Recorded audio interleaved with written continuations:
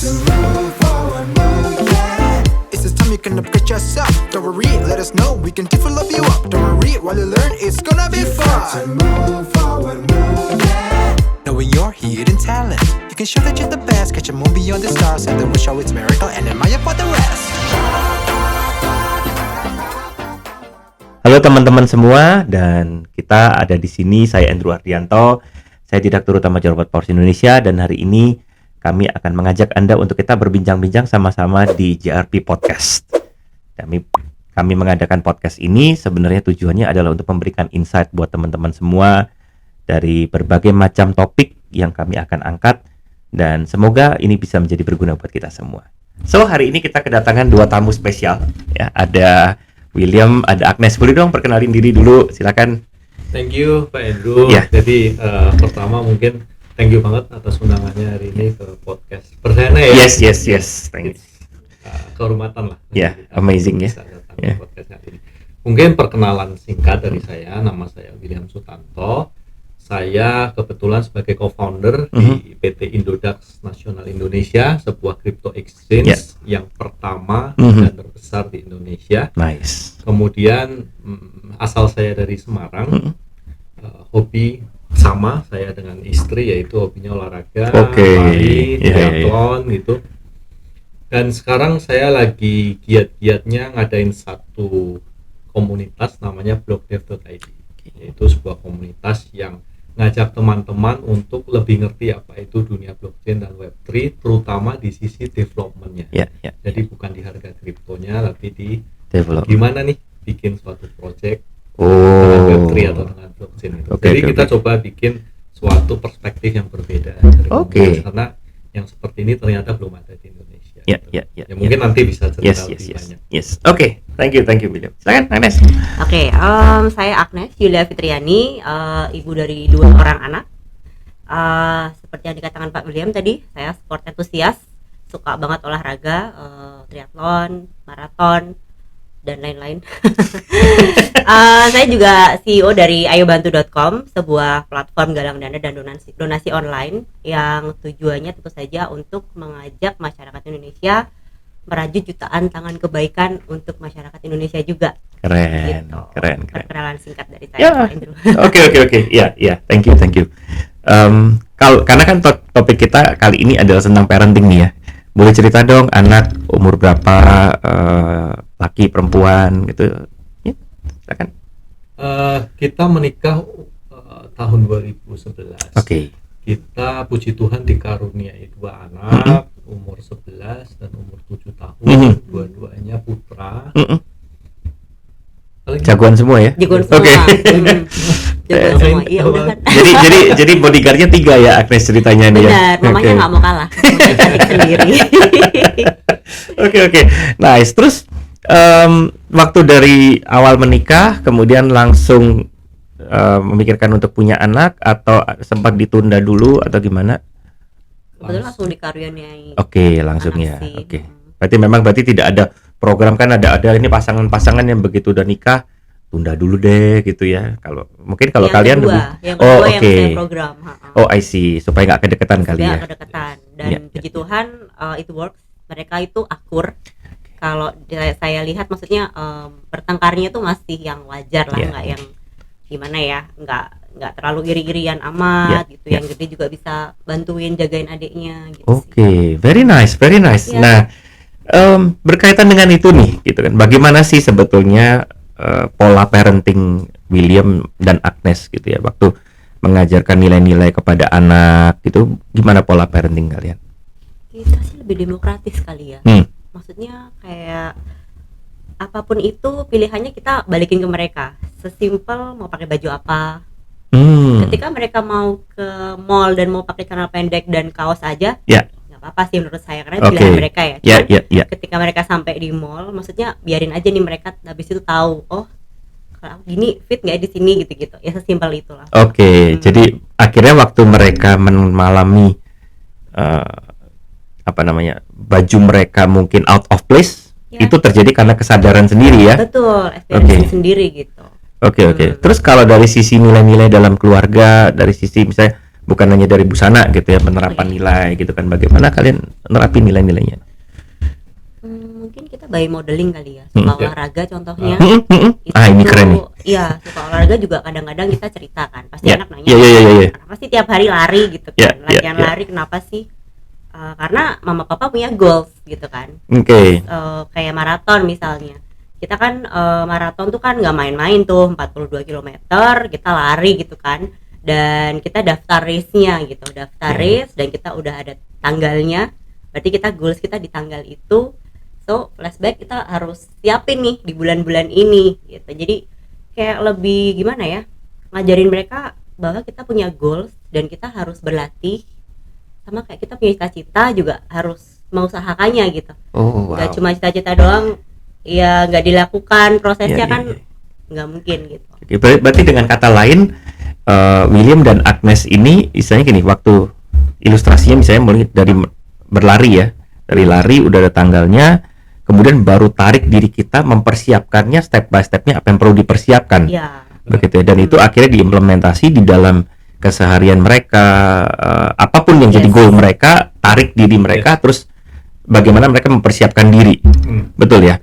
Oh, very nice. Itu implementasi yang sangat keren. Jadi teman-teman ya, ini ingat ya, kalau kita bikin goal, kita mesti tahu bahwa sometimes kita mesti set dulu gitu kan, hasil akhir yang di-expect itu apa, sehingga habit-habit dan skill yang kita bangun itu akan selaras dengan itu gitu ya. Apakah yang itu juga yang dilakukan pada waktu kaitannya dengan William dan Agnes membangun pekerjaan juga gitu ya. Jadi mereka waktu melihat mungkin lebih kepada gini ya, gampangnya adalah kadang-kadang kan dengan aktivitas berlari gitu ya, kemudian masih diimbangi dengan pekerjaan, diimbangi dengan parenting, bagi waktu dan prioritasnya itu kan challenge ya.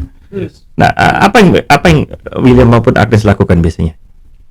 Kalau saya sih mesti disiplin sih, masalah waktu itu. Karena mungkin ini yang saya lihat dari banyak penggemar olahraga juga ya, terutama yang pekerja kantor. Itu umumnya mereka orang-orang yang sangat motivated di kantor maupun di olahraga. Mereka punya energi mental yang begitu besar gitu. Nah, dengan mental yang begitu besar, otomatis mereka bisa membagi prioritas dengan sangat baik gitu. Mau nggak mau, karena mereka punya keinginan, kemudian di mental statement mereka bagi skala prioritas gitu. Jadi bangun ya harus pagi banget. Biasa kita 4:30 sudah bangun. Kemudian kita disiplin jam 9 sudah tidur. Minimal sudah di kasur, udah tahan, sudah mandi, sudah lengkap semua. Dan anak pun dari dulu, dari lahir udah dibiasakan seperti itu. Wow. Pokoknya jam 9 lampu udah mati, udah tenang, nggak ada yang nonton TV, nggak ada yang nonton Netflix. Kita semua rebahan. Kita nggak relate kalau ada teman yang curhat, anakku nggak bisa tidur malam, aku begadang gini. Kita nggak pernah ya gitu. Iya. Karena pada akhirnya itu semua tentang kebiasaan ya. Betul. Tetap modeling dari. Modeling dari orang tuanya sih. Jadi jam 9 tuh mereka sudah huam semua. Dan akhirnya efeknya itu dimanapun mereka kalau tidur lebih telat dari itu bakal ngefek secara tubuhnya mereka juga karena udah body clocknya udah terbiasa gitu ya. Bahkan anak yang pertama kan ya namanya usia udah udah dewasa gitu kan, teman-temannya meleknya malam, kadang main online teleponan atau pasti pengen mah aku mau bergadang malam ini. Tapi ya nggak kuat udah biasa. Iya. Paling nyobain sekali sampai jam 12, habis itu mentok-mentok biasanya nggak lebih dari jam 12 mungkin ya. Udah tidur juga. Iya, nggak bisa. Dan biasanya kalau udah kayak begitu, ini menurut pengalamannya juga, ini saya pribadi juga alamin gitu ya, karena memang hampir setahun ini saya juga udah mulai membiasakan untuk bangun pagi gitu ya, dan akhirnya mau nggak mau kan tidurnya jadi adjust sendiri. Iya, betul. Akhirnya betul sih jam 9, jam 10-an itu saya udah mulai cranky. Betul, cranky dan mata itu udah mulai 3 watt gitu ya. Padahal saya kalau saya ngesetnya malah agak lebih late dari William maupun Agnes gitu ya. Kalau dari jam 9, saya ngesetnya tuh 10.30 gitu kan, karena bangunnya jam 4:30 gitu ya. Nah, tapi ya itu jam 9, jam 10-an tuh udah mulai mata udah mulai 3 watt, dan ini yang saya alamin juga sih. Ini mungkin bisa relate juga ya. saya jadi tidak percaya dengan orang yang mengatakan saya itu night owl atau early bird. Saya baru aktif waktu malam, pikiran saya baru lancar kalau malam. Saya bilang, enggak tuh. Benar gak sih? Betul. Dan oke, itu bahkan anak yang sudah mulai beranjak remaja, udah mulai punya teman-teman yang ya tadi ya mungkin ngerjain tugas bisa sampai malam gitu ya. Ya, lebih gaming sih anak zaman Oh, now ya. oke. Ya. Kalau umur 11 berarti SMP ya, masuk SMP ya. Masih SD. Oh, SD. Oh, kelas 5, masih. tapi akan masuk ke SMP habis ini ya. Oh, oke. Very interesting gitu ya. Iya. Nah, oke, itu kita bangun habit nih ya. Kalau pada waktu berkaitan dengan kan William maupun Agnes pasti adalah sesekali berkonflik gitu ya. Waktu berkonflik dan kemudian anak-anak melihat tuh apa sih yang biasanya jadi value building dalam kehidupan mereka nanti. Sebuah fun fact, kita nggak pernah ribut. Wow, this is cool, this is amazing ya. Mungkin karena Ya, mungkin berdua, bukan konflik yang sampai ribut, tapi apakah perbedaan pendapat dan sebagainya pasti pernah dong. ya mungkin gini, Pak Andrew, kita berdua tuh temenan dari SMP, Right.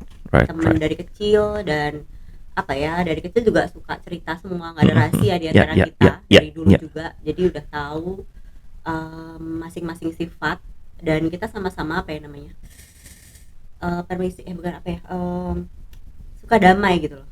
Suka damai, ngalah. Jadi ketika yang satu lagi kelihatan nggak nyaman atau ada sesuatu yang salah gitu, salah satu dari kita juga akan mengerem dulu, sama-sama diem dulu gitu.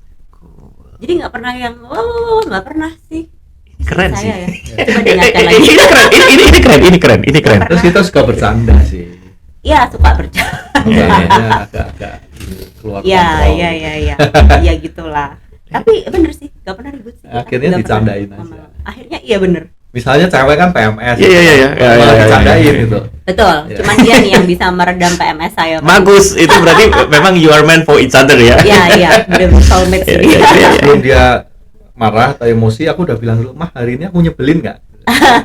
Jadi bercanda kan hanya ketawa dong. Oh iya, aku PMS ya. Aku lagi nggak enak ya gitu. Wow. Karena termasuk apa ya?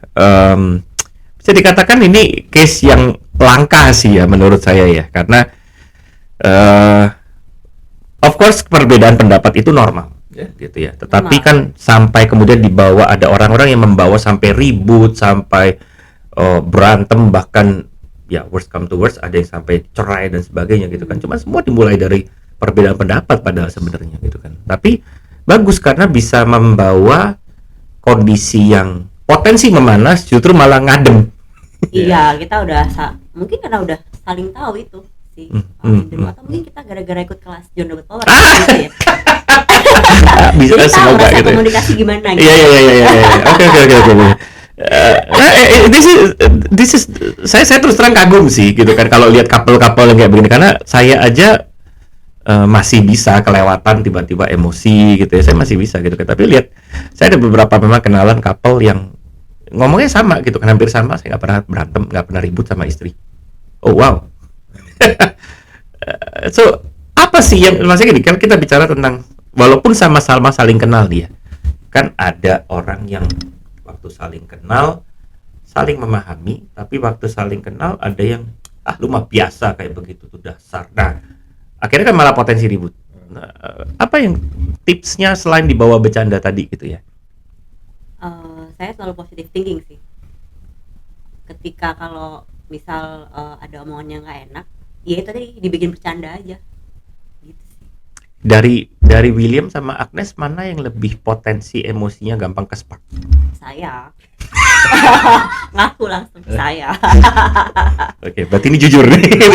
Karena biasanya kalau couple sih kalau ditanyain kan tapi ini langsung ngaku. Ya. Apa sih yang biasanya bikin nge-spark emosi kalau buat Agnes? Spark emosi, apa ya? Entahlah, mungkin kebiasaan kecil, mungkin ibu-ibu di rumah relate sih. ada kebiasaan bapak-bapak yang handuknya taruh di kasur, Iya. hal-hal simpel lah, atau odol nggak di apa namanya Ya, nggak ditutup lagi, nggak ada yang ditaruh pencet tengah, tempatnya. pencet bawah, Iya, gitu. itulah. Pokoknya mungkin hal-hal simpel karena wanita itu kan hormonal sekali ya. Iya. Itu bisa kadang-kadang spark emosi, tapi itu tadi sih begitu lihat dia dibikin lucu aja akhirnya. Oke. Mm-mm. Very nice. Saya sampai speechless dulu saya itu. Oke, ini ngadepin konfliknya menurut saya matang sih. Gitu. Itu karena ada orang yang dewasa menghadapi konflik, ada yang juga mereka malah demen berkonflik. Nah, lalu pada waktu anak-anak, kalau ditanya nih, kalau saya tanya sama anak-anak William sama Agnes gitu ya, dalam hal berkonflik begini ya, dalam hal berbeda opini lah mungkin kita lebih tepatnya, berbeda opini, apa yang mereka akan pelajari dari orang tuanya sebenarnya? Harapannya? Mungkin lebih komunikatif itu sih, ke komunikasi. Ini juga lucu sih, saya pernah mengalami. Namanya ibu-ibu suka ngomel ya sama anak-anak. Terus ketika anak saya yang pertama sih yang udah agak gede ya, saya bilang ke dia, jangan teriak-teriak dong. Gitu. Aku ini ngikutin mama juga suka teriak-teriak.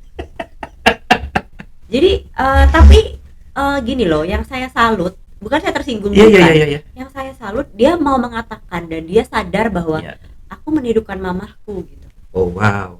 Jadi kayak wow, komunikasi itu penting. Kalau dia nggak ngomong, kita aku nggak tidak tahu akan refleksi gitu. Betul. Tidak akan refleksi. Oh iya ternyata aku salah juga loh. Aku memberi contoh yang salah gitu. Tapi yang saya salut adalah dia mengatakan gitu, mengomunikasikan apa yang dia rasakan. Itu sulit sih menurut saya untuk anak-anak gitu. Oh. Yes. Amazing. Jadi memang dari anak-anak juga sudah dibiasakan terbuka ya dari kecil ya. Iya, karena demokratis tadi ya. Ya. Kita menghargai mereka mau berpendapat apa, milih apa, it's okay gitu. Karena masih kecil itu ruang Anda untuk melawan kesalahan gitu. Jangan sampai kita atur-atur, nanti waktu gede dia coba-coba salah kan terlambat ya. Iya.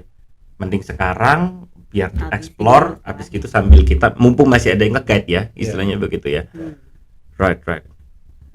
Jadi biasanya kalau kan gini, otomatis kan kita sebagai orang tua kita tidak bisa membiarkan anak-anak untuk terlalu bereksplorasi terlalu banyak, gitu kan. Pasti ada rambu-rambu yang kita berikan. Nah, untuk William maupun Agnes tuh rambu-rambu apa sih yang biasanya diberikan buat mereka?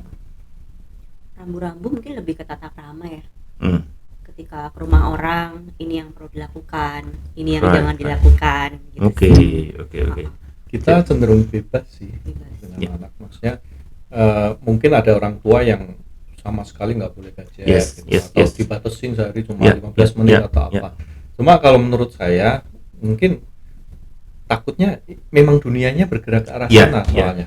Kalau memang dilarang sama sekali, nanti ketika mereka dewasa itu yang dihadapin loh. Betul. Nah, nanti apakah mereka bisa menghadapi dengan situasi sosial media yang seperti itu gitu. Betul. Justru sekarang mereka main game online gitu misalkan atau di sosial media. Kemudian ada yang bully gitu misalkan. Ya asal nggak kelewatan mereka bisa hadapin, it's okay, itu defensif mereka gitu. Daripada nanti mereka nggak punya kemampuan defensif sama sekali waktu mereka dewasa. Quite apa ya? Kontroversial. Ya dibandingkan dengan maksudnya banyak orang di luar sana. Karena memang saya juga mempelajari bahwa salah satu ciri-ciri generasi alpha adalah mereka bukan lagi bicara tentang application savvy ya, tapi mereka benar-benar lebih tech savvy, lebih gadget savvy dibandingkan bahkan generasi kita sih. Gitu ya. Mereka kalau mungkin di generasi kita itu kan masih ada transisi bentar gaptek, bentar enggak gitu ya. Kita lihat anak kecil zaman sekarang. Anak saya aja kalau ini anak saya yang kecil nih ya, kalau iPad saya udah lagi nganggur, itu bakal jadi korban buat dia bermain-main dengan foto dan foto booth. Dia memvideokan dirinya sendiri. Saya bilang, nih anak ya kayaknya bakal bisa jadi content creator nih nanti kecil-kecil. Karena dia udah bisa berakting sendiri, dia ngoceh-ngoceh sendiri di depan kamera. Tapi itu bagus kan? Exactly gitu ya. Nah, yang penting kita tetap kontrol. Betul. Kita monitor. Betul. Ya, kadang-kadang kalau liburan mereka masih kelewatan kan. Iya. Dari pagi sampai sore sampai malam. Nah, itu cara mengontrolnya kira-kira apa yang dilakukan oleh William maupun Agnes nih? Dikomunikasikan sekali lagi. Yes, oke. Jadi anak-anak kita itu terbiasa semua harus diskusi dulu, negosiasi dulu, dan tahu reasonnya. Reasonnya why, harus logis gitu. Ya. Kita kasih sehari ya cuma 3 jam. Oke. Terus mereka tahu alasannya. Bahkan kita nggak kasih restriction di iPad-nya gitu atau di komputernya, mereka nurut. Paling kalau kelewat udah jam segini loh, ya udah mereka langsung keluar gitu. Oke. Jadi tinggal di remind aja bahwa waktunya udah habis. Ya kadang mereka lupa gitu kan. Tapi begitu ingat ya udah mereka sadar sendiri. Oke. Jadi tinggal mengkondisikan bagaimana kita sebagai parent sebetulnya kan bisa mengkondisikan ya. Iya. Tapi disclaimer dulu ya. Iya. Maksudnya parenting itu menurut saya nggak ada ilmu pastinya. Betul. Karena berhubungan dengan manusia gitu. Setuju. Nggak ada ilmu pastinya. Setuju. Jadi ya mungkin sama kita bisa gitu ya. Tapi yang lain belum tentu. Iya. Pada akhirnya kan saya juga gini. Saya juga belajar ilmu tentang parenting, juga saya juga ngajarin tentang parenting, dan memang saya menemukan bahwa betul gitu kan, bahwa every parenting itu unik. Karena yang kita handle adalah makhluk ciptaan Tuhan yang juga unik. Betul. Gitu ya. Jadi kita tidak bisa mempatternkan satu pattern sebagai pattern baku buat mereka gitu kan. Tapi kan pada akhirnya kan juga William maupun Agnes bisa melakukan ini karena William sama Agnes kenal anak-anaknya. Oh iya. Betul ya. Karena kenal karakternya mereka, bahwa mereka ini tipe-tipe yang sudah dari awal dibangun dengan nilai-nilai seperti ini, tinggal kita mengembalikan mereka pada nilai-nilai itu gitu kan. Gitu ya. Sehingga begitu mereka diingetin, ya udah diingetin sadar gitu kan. Karena kalau dari awal memang, nah ini mungkin jadi salah satu clue-nya ya, bahwa ada habit yang dibangun di situ sih. Iya, betul. Gitu ya. Lagi kuncinya habit. Iya. Bahwa kita sebagai parents juga kita harus building habit. Ya, sebetulnya hampir sama seperti waktu kita di GRP kan kita juga punya holiday program nih, gitu kan, yang memang buat kids maupun teens, gitu kan. Jadi yang kita lakukan kan memang itu sesi selama kurang lebih 2 minggu ya, hampir 2 minggu gitu ya. Dan memang kita bangun itu tujuannya adalah supaya mereka punya good habits. Apakah akan bisa mengubah 100%? Jelas enggak gitu kan, dibandingkan dengan banyak faktor yang, apalagi kalau begitu balik ke keluarganya, balik lagi ke habit yang dulu lagi. Betul. Susah gitu kan. Tapi minimal kami sesekali juga ada nih ceritanya, terutama table manners yang paling nempel di kepala anak-anak tuh. Makan gratis soalnya nih. Waktu ditanya saya waktu nguji gitu ya, what's your favorite subject gitu kan, table manners. Mereka akan mengatakan table manners, and why? Because we got steak for free. Alright. Actually nggak free sih, bapak mak lu udah bayar. Udah bayar untuk itu gitu kan. Tapi I get the idea gitu kan, bahwa ya siapa sih yang nggak demen makan, apalagi mereka kayak karena kalau biasanya kalau kids sama teens itu table manners-nya pakai ala-ala mereka bener-bener fine dining, jadi bajunya pun kayak princess lah gitu kan, dan they love it gitu kan, they love the activities gitu kan. Itu tapi di rumah kemudian begitu papa mamanya salah pegang garpu sendok ditegur.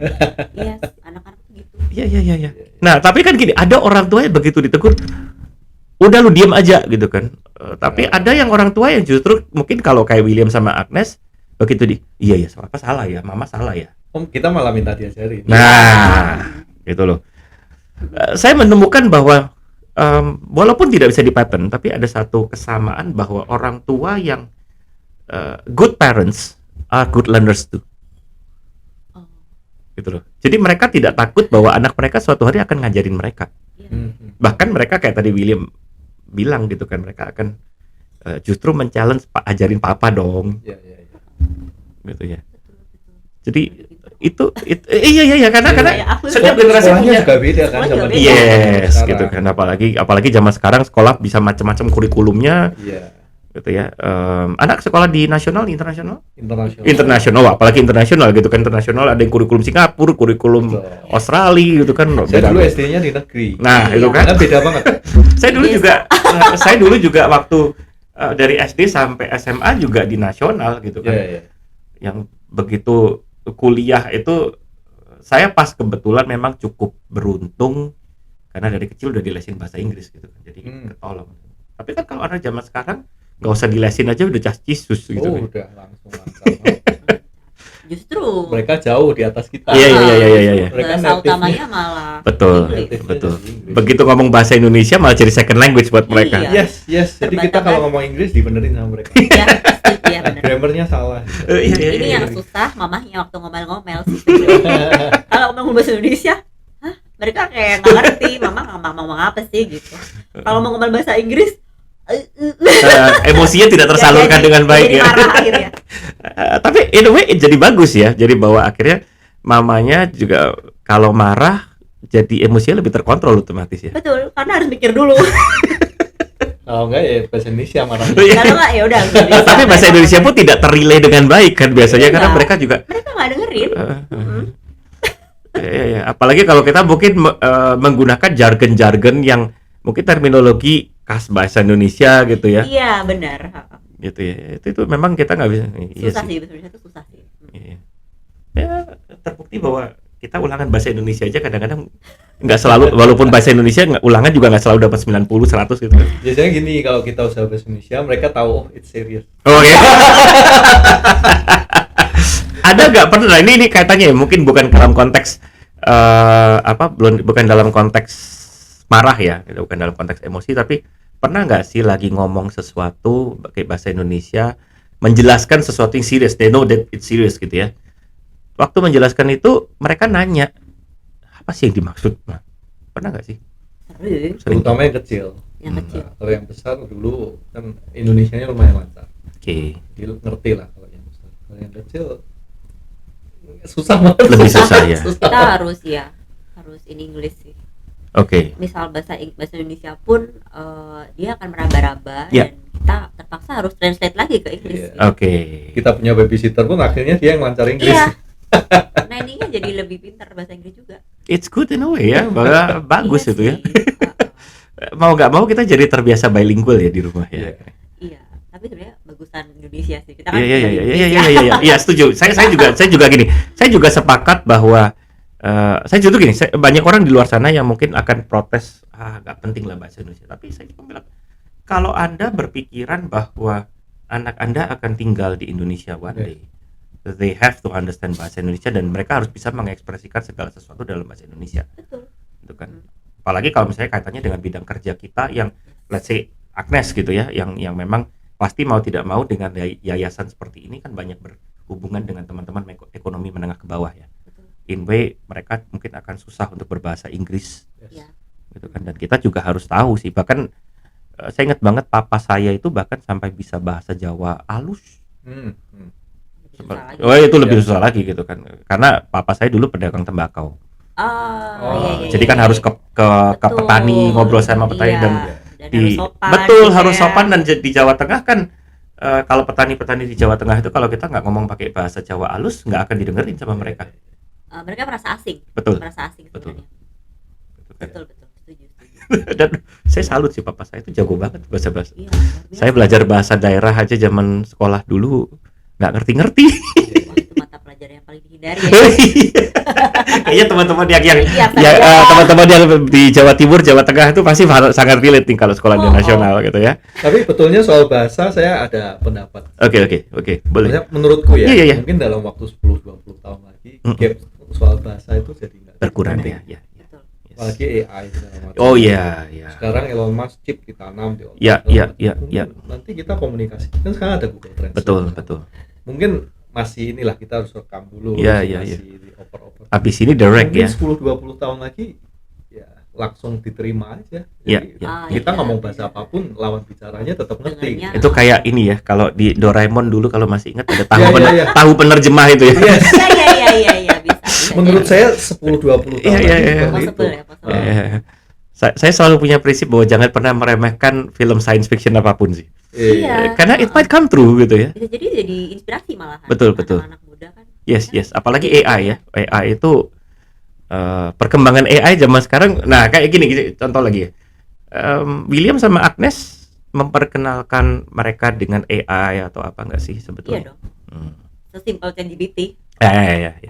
Dan mereka malah main-main tuh sama itu. Anak-anak suka eksplorasi kan. Iya. Iseng aja mereka Agnes Yulia Fitriani siapa. Oke. William Sutanto siapa. Ah, Mereka masukin nama mereka juga gitu. Oke. Bikin PR udah mulai pakai ChatGPT. ChatGPT. Tapi enggak. Kebetulan anak kita yang pertama tuh apa ya, menjunjung tinggi Oke, value ya. Iya. nggak bisa mah, nggak boleh pakai ChatGPT gitu. Oh, disuruh misal ini ya, misal sekolahnya. pun menggunakan ChatGPT, mama harus ngasih source-nya gitu. Oke. Mungkin itu sekolahnya juga bagus ya.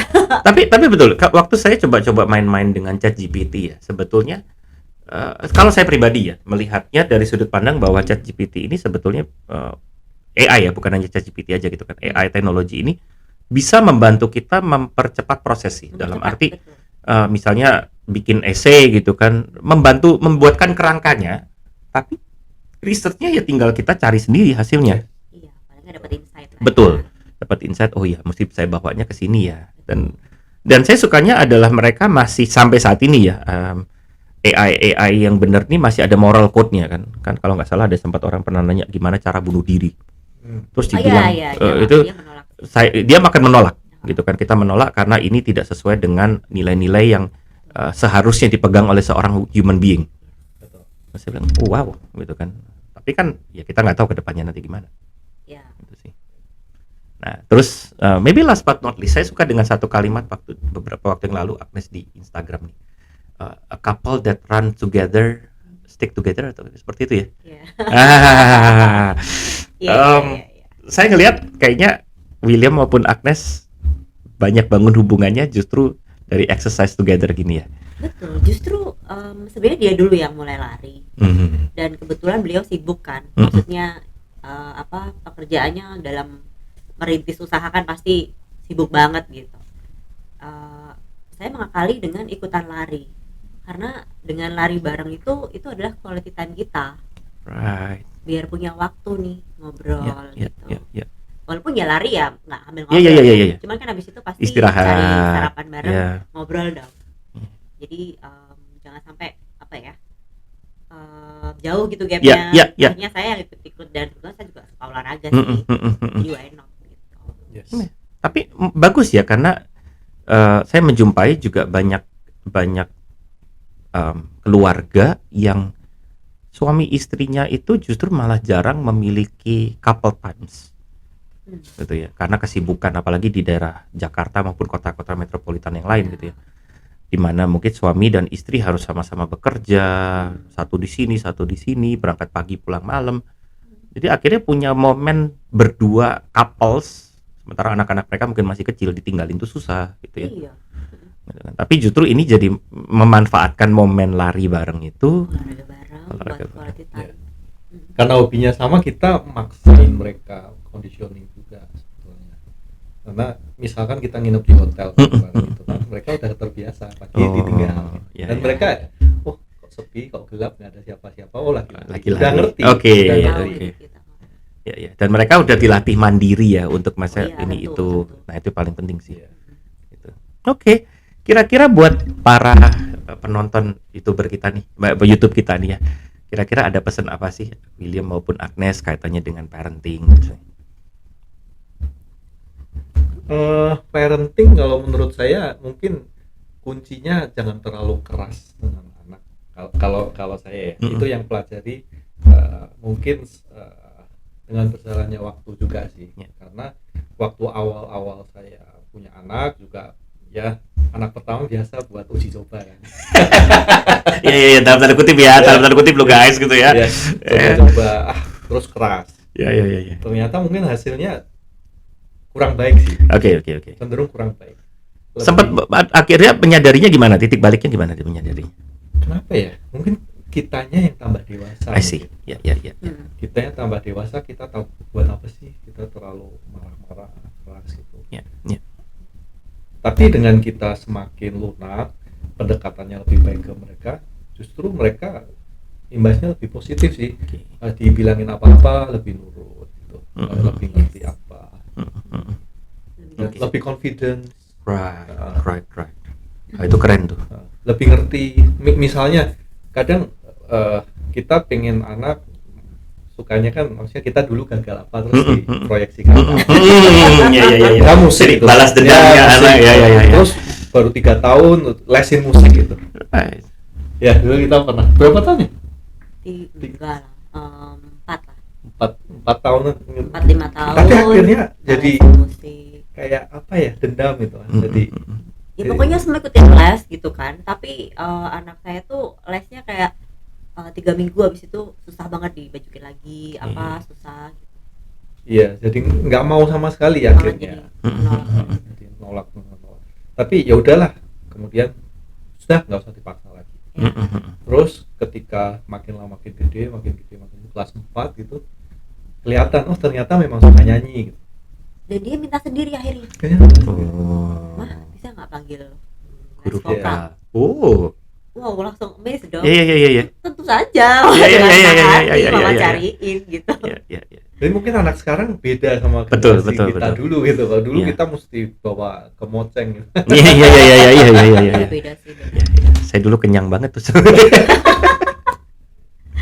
Iya, tapi oke. Kalau dari Agnes kira-kira gimana? Kalau dari saya sih ya itu ya. Tadi seperti yang saya bilang, nggak ada yang salah, nggak ada yang benar. Dan bayi juga lahir tanpa manual book ya. Betul. Kita nggak tahu harus ngapain. Betul. Intinya tadi benar ya. Semakin tuh emang semakin sabar sih jadinya. Dan ternyata itu kunci. Sabar, nggak terlalu memaksakan apa yang kita pengen gitu. Pada akhirnya anak-anak itu akan ngomong, akan terbuka sama kita. Kalau kitanya nggak terlalu agresif gitu. Kita nggak terlalu ngatur. Kamu gini nanti ya, gini. Kamu kalau sesimpel, kamu kalau mau sukses itu tuh harus gini. Mereka nggak bisa. Kita kasih kalimat tersebut tuh mereka belum relate gitu.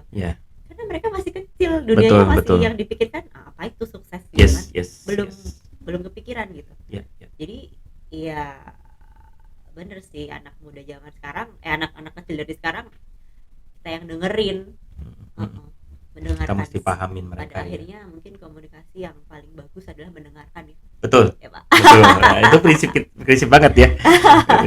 Saya ingat banget waktu di sesinya kita kemarin itu ya. 2 telinga 1 mulut. Jadi tapi saya setuju sih bahwa pada akhirnya memang waktu parenting itu kayak tadi saya bilang tidak bisa dipolakan secara baku.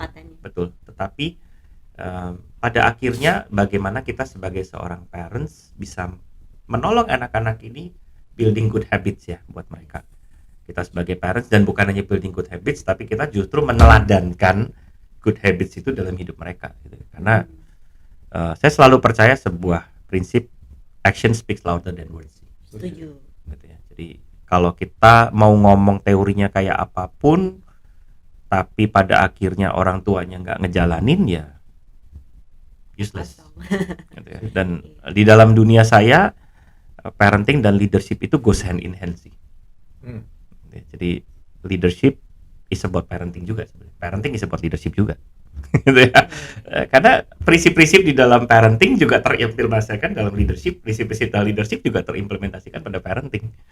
Ya, cuman bedanya adalah mungkin target kita anak-anaknya dalam konteks mungkin ini secara usia. Kalau kita dalam pekerjaan, anak-anak dalam konteks secara mungkin jabatan, demografi, cara pandang di situ. Gitu ya. Oke, so thank you William, Agnes untuk sesi parenting pada hari ini, dan I hope we pray that you can always be good parents, dan bukan hanya good parents tapi good examples kepada anak-anak, dan bukan hanya anak-anak berdua tapi juga anak-anak yang lainnya dan para parents yang lainnya. Memberikan inspirasi. Oke, jadi teman-teman pastikan bahwa hidup kita sebagai orang tua selalu memberikan inspirasi buat anak-anak kita dan memberikan keteladanan yang benar secara habit, secara value, secara mindset kepada mereka. Sampai ketemu di podcast yang selanjutnya, and yes, we can. Time to maintain yourself in this space. We will show you how to explore how you talk, how you look, how you dress. You got to move forward, move, yeah. Everywhere I go, hanging up my dream on the sky. Maybe hope reach that by flying high.